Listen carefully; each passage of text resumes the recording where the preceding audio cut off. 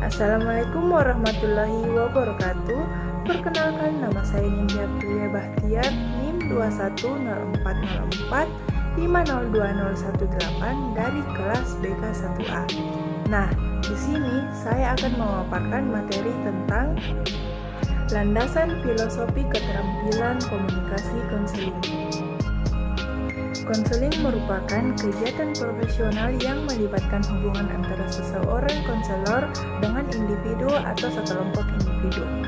Dari Hariko tahun 2017. Tujuan utama menggunakan keterampilan konseling adalah untuk membantu konseling mengembangkan keterampilan pribadi atau kekuatan batin agar mereka menciptakan kebahagiaan di dalam hidupnya sendiri dan orang lain.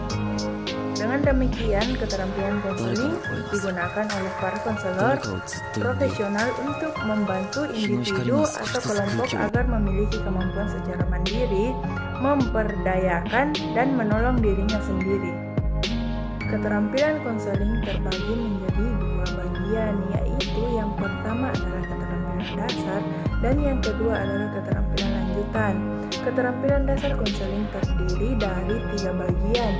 Yang pertama, keterampilan penampilan, meliputi kontak mata, bahasa tubuh, jarak, tekanan suara, dan alur verbal. Dan yang kedua adalah keterampilan mendengar dasar, meliputi pengamatan terhadap konseling, perilaku verbal, dorongan, parafrasma, dan membuat kesimpulan. Dan yang terakhir adalah keterampilan self-attending, meliputi kesadaran diri, humor, sikap non-judgmental terhadap diri, dan sikap non-judgmental terhadap orang lain, asli dan konkret. Sementara itu, keterampilan lanjutan terdiri dari 3 bagian. Yang pertama adalah keterampilan pemahaman dan penolakan, meliputi empati tingkat tinggi, keterbukaan diri, konfrontasi, dan kesegeraan. Dan yang kedua adalah keterampilan perilaku, dan yang terakhir adalah keterampilan mengakhiri konseling. Salah satu bahasa yang lebih konkret tentang penerapan sejumlah keterampilan komunikasi dikemukakan oleh Nelson Jones tahun 2008, yaitu ada 5. Yang pertama adalah komunikasi verbal, yang kedua adalah komunikasi vokal, dan yang ketiga adalah komunikasi tubuh, keempat adalah komunikasi sentuhan, dan yang kelima adalah komunikasi mengambil tindakan. Keterampilan komunikasi yang digunakan dalam penyelenggaraan konseling secara garis besar, komunikasi tersebut melibatkan aspek verbal, vokal, tubuh, sentuhan, dan tindakan dengan penekanan yang spesifik pada masing-masingnya. Keterampilan komunikasi konselor merupakan elemen utama dalam penyelenggaraan konseling.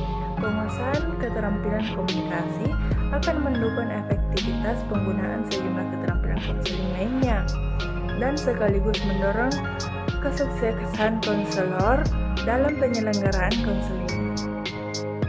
Penguasaan berbagai keterampilan yang tepat menjadi garansi bagi kesuksesan penyelenggaraan konseling. Konselor dan calon konselor dituntut untuk menguasai sejumlah keterampilan konseling sehingga penyelenggaraan konseling relevan dengan kebutuhan permasalahan konseling.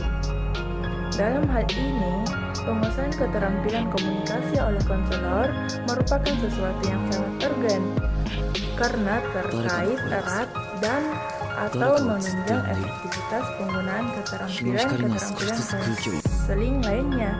Penggunaan keterampilan konseling, khususnya keterampilan komunikasi, memberi peluang yang lebih besar terhadap harapan keberhasilan penyelenggaraan konseling dengan cara-cara yang lebih efektif dan efisien.